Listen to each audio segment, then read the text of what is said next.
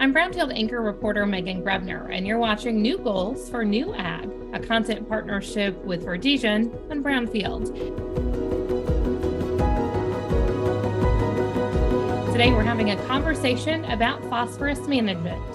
Joining us is Andy Ulmer, technical sales representative for Verdesian. Hello. Hey, great to be with you today. Appreciate the opportunity. Thank you for spending some time with us this morning. We appreciate it. Sure. We are talking here in late June, and I think probably farmers and viewers want to know a little bit about what's going on in your area. How are crops looking, and how has the weather been for you this growing season?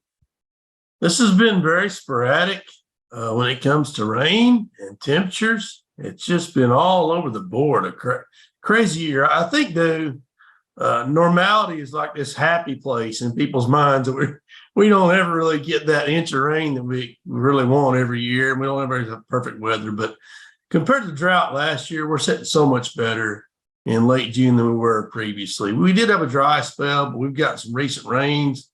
There should be some corn starting to tassel by the end of this week with the temperatures that we're having now. Side dress application on corn is still going on, some late corn. Our beans look great. I would say 75% of the wheat is out of the field. And so just lots of things going on in Tennessee today. And talking a little bit about being a better weather situation for you this year compared to last year, that's not necessarily the case for many of the farmers throughout the Corn Belt. So it's a very interesting kind of a switch, knowing how sparse and how dry the Delta region was a year ago. Right. And we're playing catch up, with the price of fertilizers last year and the drought. Some folks started behind this season, but it overall looks really good. We went 68 days at our house last year without a rain from June through August. And so it's looking good so far compared to last year. 2012 was a record drought again. 2022 was a record drought like 2012 was, excuse me. Andy, we're going to talk today about phosphorus management. When we think about overall strategy, what role and how important is phosphorus to that? So, yeah, phosphorus has to play a very important role. If we look at nutrient management and the role that each one of those plays, phosphorus is always in those top three, and many times, depending on field, depending on history, depending on yield goals and soil fertility levels. Phosphorus is easily number two a lot of times. And so, yeah, it's very important. We just have to remember there's 16 essential nutrients that the plant needs. Phosphorus is always there at the top, always. So if a farmer asks you about it, what do you tell them?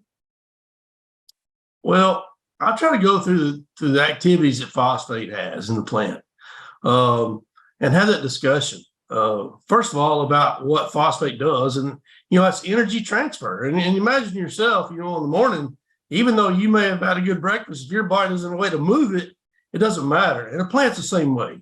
Fertility can be there, but without phosphate, we can't move that energy up and down the plant. So that's what we look for in phosphate. It helps move other nutrients around, but also it hastens maturity. And so the more phosphate level that we can flush in that plant, the quicker our crop's going to produce, the better yields we're going to have. It just makes it's kind of the catalyst a lot of times that makes other things work. And so that's why it's very crucial we don't leave it out. Second point is when I talk to growers about it, is the fact that phosphate is not always available. And I liken it to this, and it may be almost so simple, but simple is a lot of the way I look at things sometimes. But let's just say that you go to the bank and you put money in the bank on Friday, and the bank is closed on Monday, but you needed money Monday. Our soils can do the same thing because of compaction, because of nutrient tie-up, because of wet, cool soils. Phosphate all those things can tie up phosphate very easily. And so that bank can be closed a lot of times. So what we have to do is make sure that the bank stays open. And that's why I know the direction we're headed today. That's why we look at phosphate nutrient management. We're going to talk a little bit about efficiency products. What kind of positives can farmers see from using a phosphorus efficiency product? I can say I've worked in plot work from Southern Kentucky, Boone Hill, Missouri, Tennessee, Georgia, Alabama. It's pretty consistent to see a 5% yield increase. We're just about every time we go and look at it, 6 to 8 bushels is very possible in cases. I like to look at it as a field by field and even get more in depth in an acre by acre situation. And it's not, these phosphate enhancers aren't just a blanket recommendation. I don't tell everybody that everybody needs them, but I will tell you that because of irrigation and iron levels in the soils and in this Mississippi River Delta all the way to the Tennessee River, we just have a golden opportunity when we look at how we can manage phosphate and enhance phosphate. That's one of the words, enhance. That's what we're trying to do, is make the best of what's available.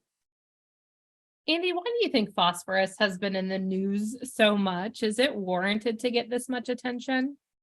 Oh, yeah. For our area, it's not as big a deal. Everybody's concerned about algae bloom. That's in the Gulf of Mexico.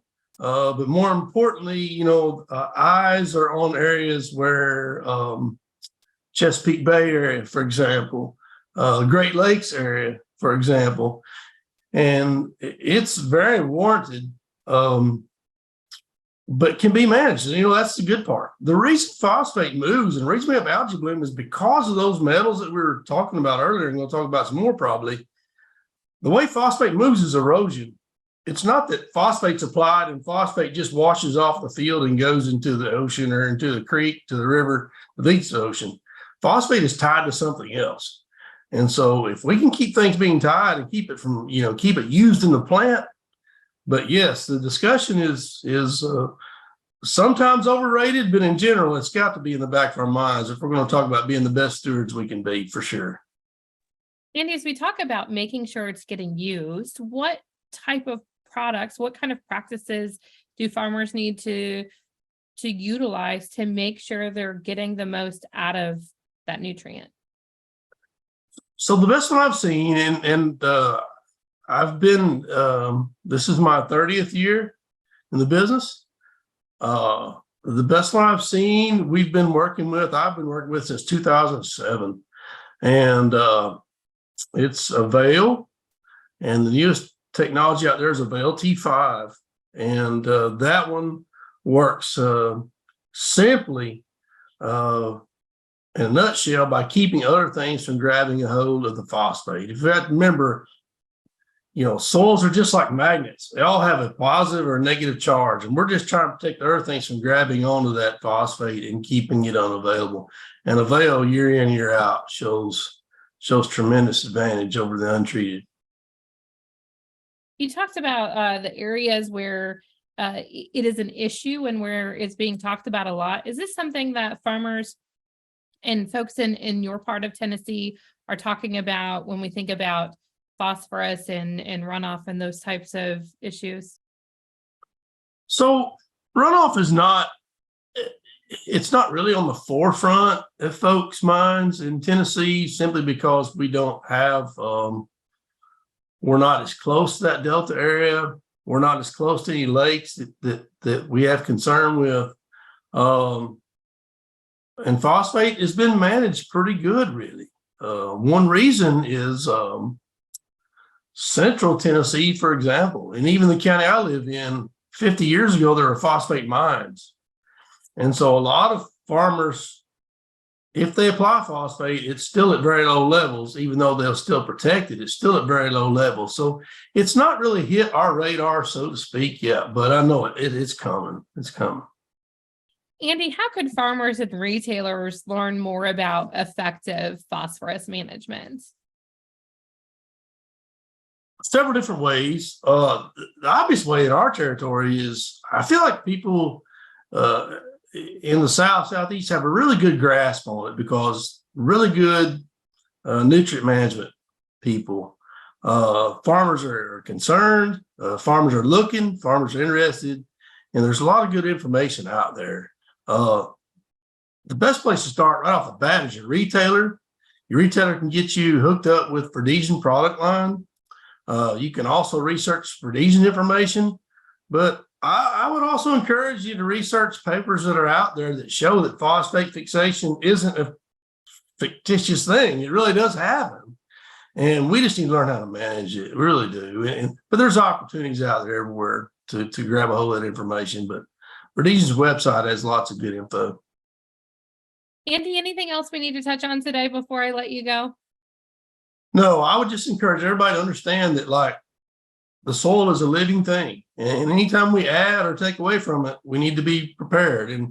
And soil phosphate has this really good relationship with zinc, for example, and all these things. And so it's just like the human body. The only difference is in a crop, we're trying to fix something in 120 days instead of 80 years. And so we got to get everything right.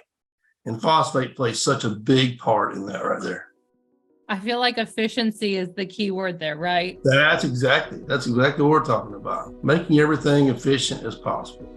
Andy, thank you so much for your time and your information today. We appreciate it. All right. Thank you.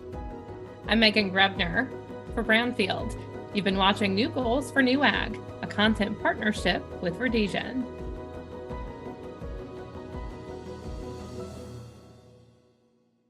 Thank you for tuning in to our YouTube channel. For all the latest in ag news, markets, and weather, and for more great video content, go to brownfieldagnews.com.